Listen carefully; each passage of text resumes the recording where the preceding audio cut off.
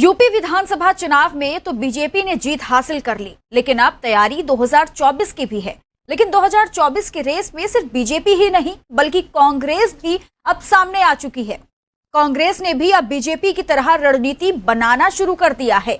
इतना ही नहीं, बीजेपी के साथ कांग्रेस भी अब एक ही मझधार में भी फंस चुकी है।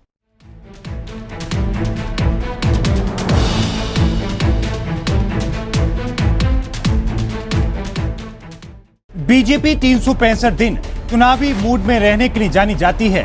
इसी का नतीजा है कि बीजेपी ने यूपी विधानसभा चुनाव में दूसरी बार अपनी सरकार बना ली और 2024 में होने वाले लोकसभा चुनाव की तैयारी भी बीजेपी ने करना शुरू कर दिया है। लेकिन अब इस रेस में बीजेपी के साथ साथ कांग्रेस भी आ चुकी है। जी हाँ, कांग्रेस भी अब बीजेपी की तरह ही 2024 की राह को आसान बनाने के लिए फोकस कर रखी है। लेकिन बात सिर्फ 2024 की नहीं है, बल्कि दोनों ही दल में संगठन की कमान इसे सौंपी जाएगी, इसकी भी है।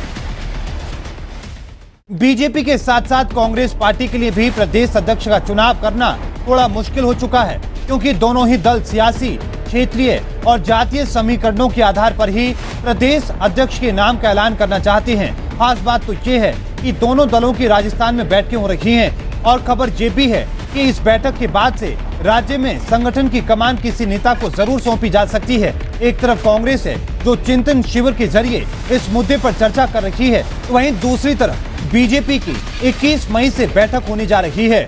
हमें सुधारों की सख्त जरूरत है। रणनीति में बदलाव, ढांचागत सुधार और रोजाना काम करने के तरीके में परिवर्तन।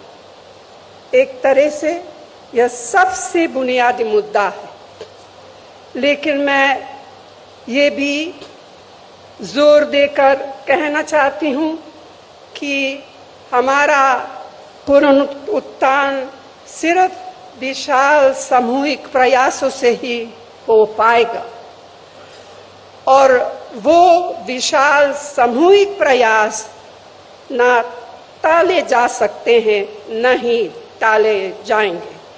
यह शिविर इस लंबे सफर में एक प्रभावशाली कदम है। बीजेपी राजस्थान में 20 और 21 मई को राष्ट्रीय बैठक करने जा रही है। बीजेपी इस बैठक में आगामी लोकसभा चुनाव की रणनीति पर चर्चा करेगी। साथ ही साथ इस बैठक में प्रदेश अध्यक्षों को प्रदेश की संगठनात्मक रिपोर्ट देनी होगी।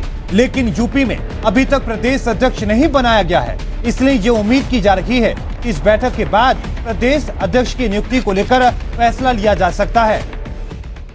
हमारे इस महान और सशक्त संगठन से समय समय पर अपने लचीलेपन को दर्शाने की उम्मीद की जाती रही है और हर बार हमारे संगठन ने असरदार तरीके से अपनी प्रतिक्रिया दर्शाई है। एक बार फिर हमसे यह उम्मीद की जा रही है कि हम अपना साहस, हौसला और समर्पण की भावना का परिचय दें। लेकिन आज जो हमारे संगठन के सामने परिस्थितियां उत्पन्न हुई है, वे अभूतपूर्व है। असाधारण परिस्थितियों का मुकाबला असाधारण तरीके से ही किया जा सकता है। कांग्रेस में प्रियंका गांधी ने कई बदलाव किए, लेकिन चुनाव में प्रियंका गांधी के सारे दावे फेल रहे। लेकिन अब चिंतन शिविर में प्रियंका गांधी को अध्यक्ष बनाने की मांग उठने लगी है। तो क्या प्रियंका गांधी कांग्रेस अध्यक्ष बनाई जाएंगी? साथ ही सवाल ये भी कि बीजेपी की राह पर कांग्रेस को चलकर फायदा मिलेगा या नहीं, और चिंतन शिविर के जरिए कांग्रेस कितना पार्टी को मजबूत बना पाती है, ये देखना बेहद महत्वपूर्ण होने वाला है। Bureau report, R9 news.